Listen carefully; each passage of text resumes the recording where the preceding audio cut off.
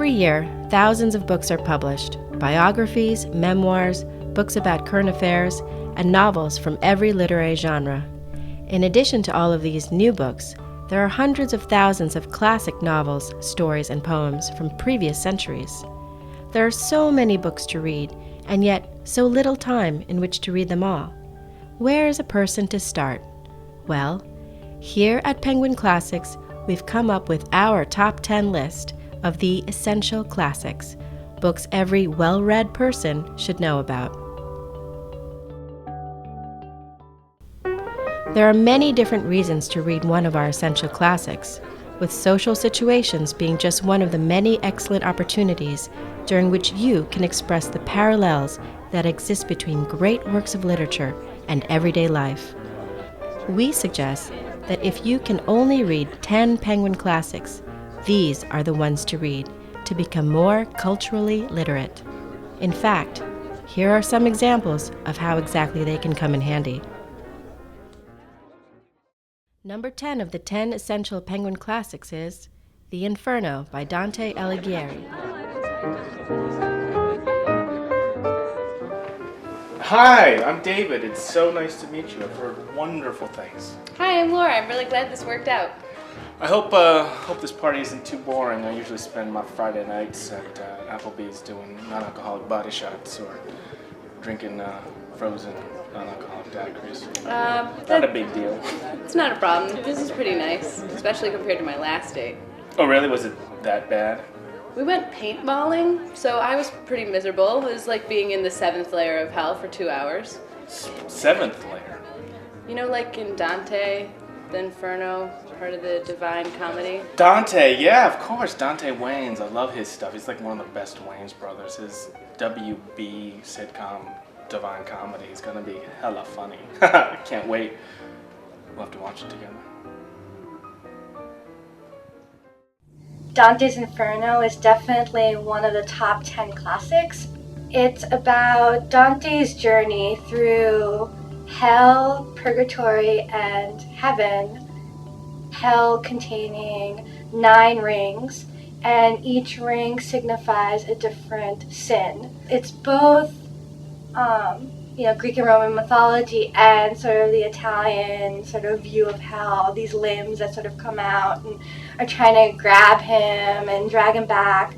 It basically is this great collection of characters and how Dante interpreted their importance in Italian culture. Number 9 of the 10 essential Penguin classics is Walden by Henry David Thoreau. Wow, it's getting pretty crowded in here. I just got back from camping. I was practically alone and naked. Daddy ate a lot of s'mores out there. It's a tough adjustment coming back to the city for me. I know what you mean. I love nature. I always find a trip out to Walden Pond really helps me clear my head, keep perspective. Walden where? Walden the bookstore? No. I didn't go to the mall. I went to the woods. That's what I do. I know what you meant. I didn't go to the mall. I went to the woods. I killed a bird. No, I meant Walden Pond by Thoreau. You know, the massive men lead lives of quiet desperation. No, not at all. But I'm getting pretty desperate for some cheese cut into cubes. Thank you, my dear. He decided that the answer really was in nature. Thoreau was all about that. He believed strongly that you needed to not isolate yourself, but seek out solitude. And he writes about what it's like to build the house and on the pond and to, survive the winter, the guests that he has. A lot of what he writes about is, what it means to just march to the beat of a different drum and be your own person. Anywhere where you see the individual wanting to escape society by going into nature, that probably has something to do with Thoreau's writing in Walden Pond. Number 8 of the 10 essential Penguin classics is Oedipus Rex by Sophocles. So I just got back from visiting my mom in Connecticut. It was a really long week. Well, I try to go home whenever I can. My mom's the best bather in the world. Wait, baker. Why would I say bather? She's the best baker. Sounds like you should get along really well. We do. We talk all the time, at least twice a day, and now she's my friend on Facebook. I'm jealous. Really? I didn't know that grown men could be so close to their mom. Good for you, I guess.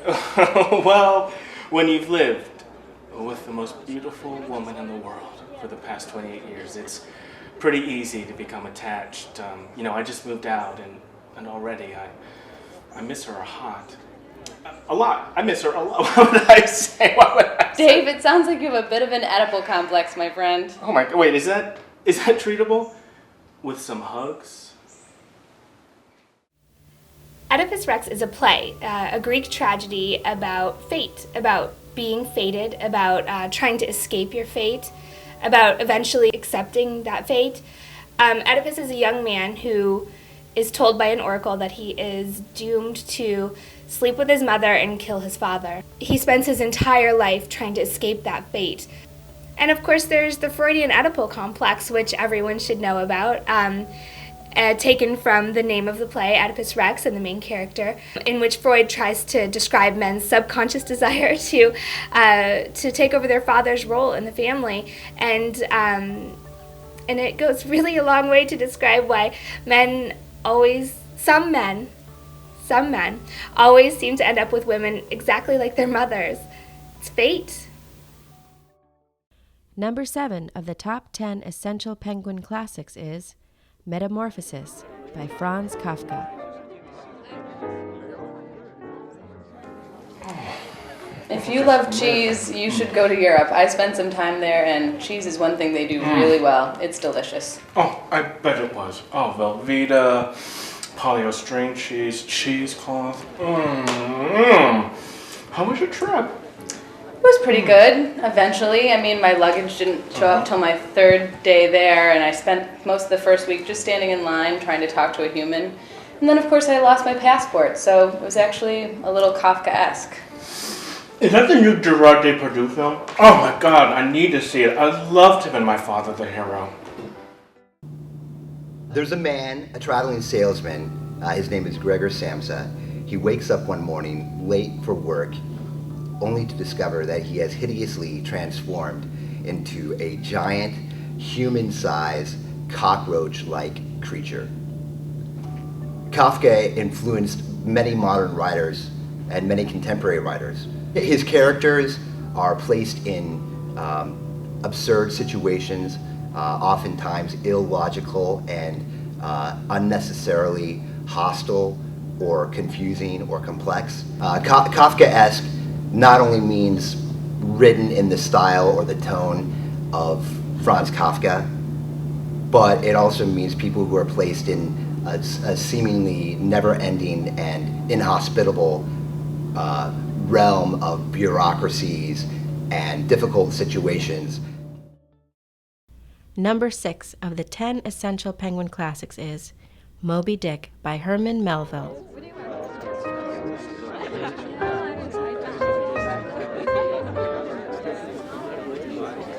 Dave, are you okay? Where's the platter of mini quiche? It was just here. I don't think there ever was any mini quiche. I didn't see them bring that out. Seriously though, where is it? I don't know. Everything in my life just leaves me. I can't hold on to anything. My job, my family, my birds. Oh God, and now a silly platter of mini quiche. God. It sounds like this platter of mini quiche is just going to be your elusive white whale. Wait, was this whale quiche?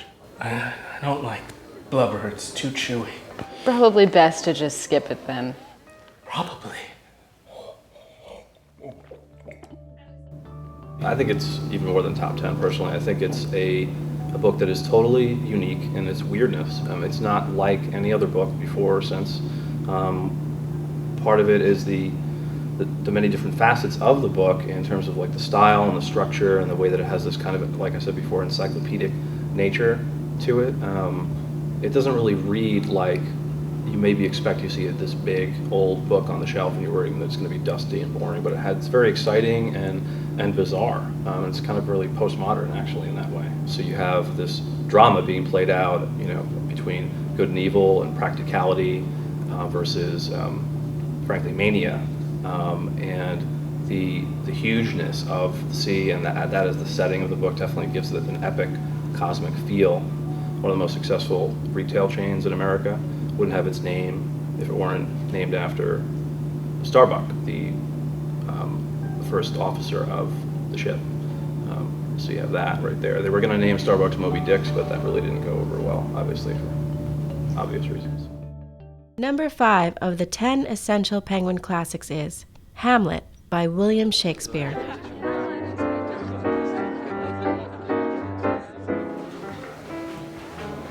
Here you go. Thanks. It was really nice of Elda to set us up. It's pretty tough to get back out there after a relationship ends. I just got out of one myself. Yeah, I just got out of a bromance. The wounds are still pretty fresh. My pound dog feels lonely. I know what you mean. I only dated this guy 3 months. I wasn't all Ophelia about him or anything. Oh, I feel ya.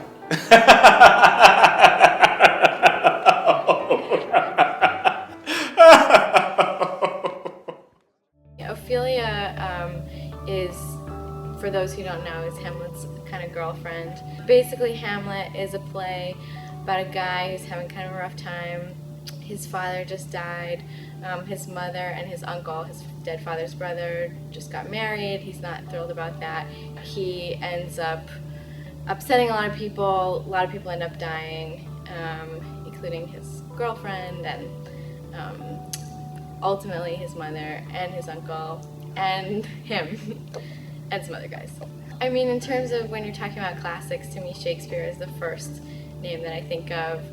So he really plays this sort of dual role in a way. He's this huge theater person, he's also a huge literature person. A lot of times great plays are not even really thought of as literature, but his all are and are taught in schools like right alongside with mostly novels. So I just feel like Shakespeare is like the classic of classics. Number 4 of the 10 essential Penguin classics is The Odyssey by Homer.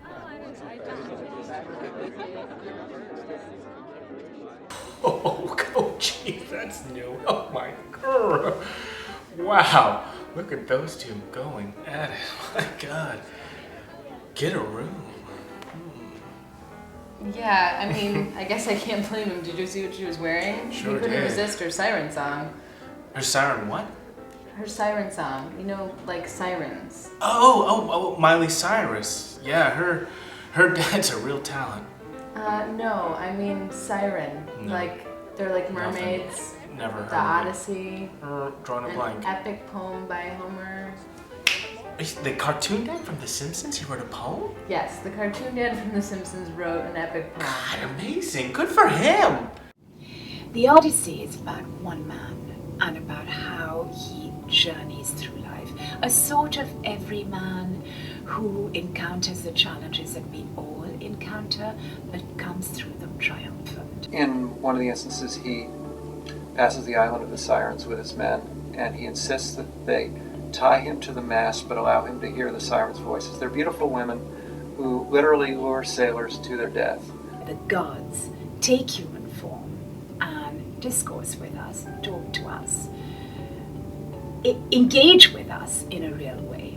You can read it as poetry, you can read it as epic, you can read it as moral fable, you can read it as a guide on how to live. And there's something about homecoming. We all want to return home at some point in our lives, or to something that we knew and missed and loved.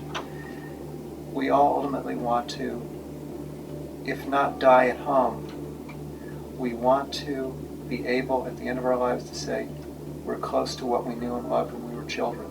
Homer does not allow for defeat. Defeat is not possible because we have memory, we have logic, we have creativity, and we have longing and hope. There's no possibility of defeat with all of that. Number 3 of the 10 essential Penguin classics is Pride and Prejudice by Jane Austen.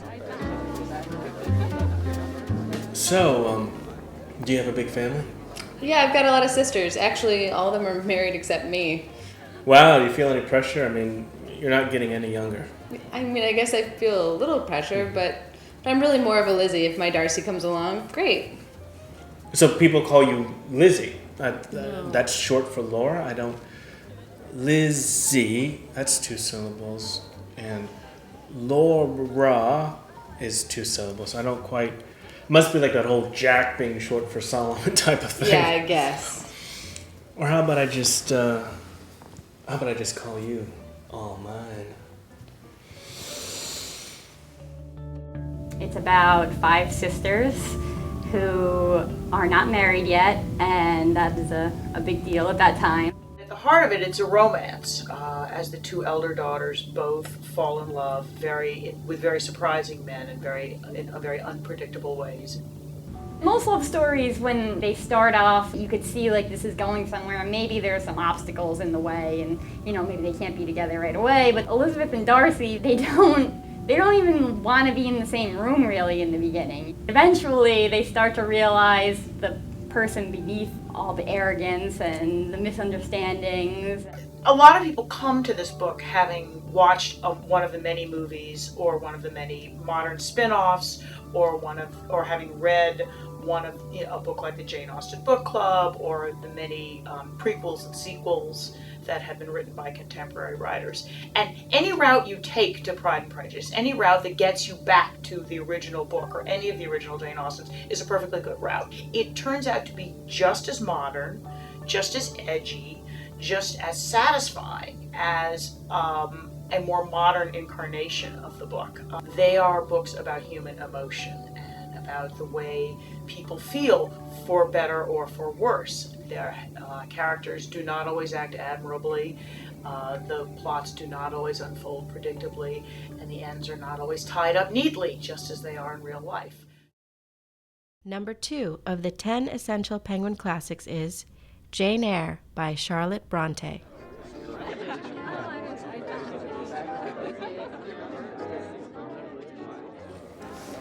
So now that you've moved out, do you have any roommates or anything? Oh, that's a great question. Funny you should ask. I do, but she's kind of cuckoo. She never comes out of her room. It's weird. I know she's there and alive because it doesn't smell, and someone keeps replenishing the milk in the fridge, and we don't even have a cat anymore. Secretly, I suspect she's trying to kill me. I'm okay with that. Sounds like you might have a madwoman living in your attic. No. We live on the ground floor. I just meant like in Jane Eyre. Do you read it all? I read the souls of women. You gonna chomp down on that?